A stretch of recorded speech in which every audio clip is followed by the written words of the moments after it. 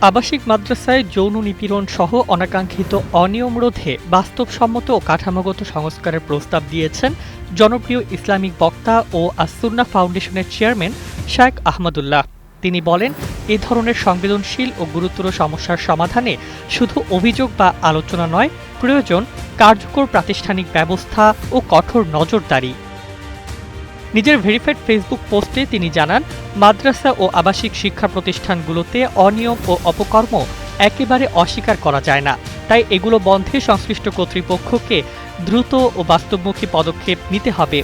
একই সঙ্গে তিনি জানান, এ বিষয়ে তিনি 2019 সালে একটি বিস্তারিত সুপারিশমালা প্রদান করেছিলেন এবং বর্তমানে বিষয়টি আরও বিস্তৃতভাবে উপস্থাপনের পরিকল্পনা রয়েছে। তার প্রস্তাবনায় রয়েছে মাদ্রাসার প্রতিটি কক্ষ ও গুরুত্বপূর্ণ স্থানে সিসিটিভি ক্যামেরা স্থাপন, শিক্ষকদের যথাযথ প্রশিক্ষণ এবং শিক্ষার্থীদের নিরাপত্তা নিশ্চিত করতে নিয়মিত মনিটরিং ব্যবস্থা চালু করা, পাশাপাশি শিক্ষক নিয়োগে আরও কঠোর নীতিমালা প্রণয়ন এবং আবাসিক পরিবেশকে আলাদা ও নিয়ন্ত্রিত কাঠামোর মধ্যে আনার বিষয়েও গুরুত্ব দেন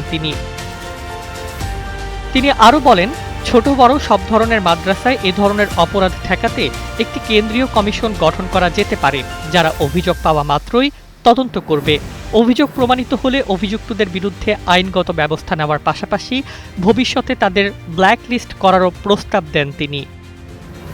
শায়খ আহমদুল্লাহ মনে করেন, এসব উদ্যোগ বাস্তবায়ন করা গেলে একদিকে যেমন শিক্ষা প্রতিষ্ঠানগুলোর নিরাপত্তা বাড়বে, অন্যদিকে মাদ্রাসা শিক্ষার প্রতি জন আস্থা পুনরুদ্ধার করাও সম্ভব হবে। Desk report, Bangladesh bulletin.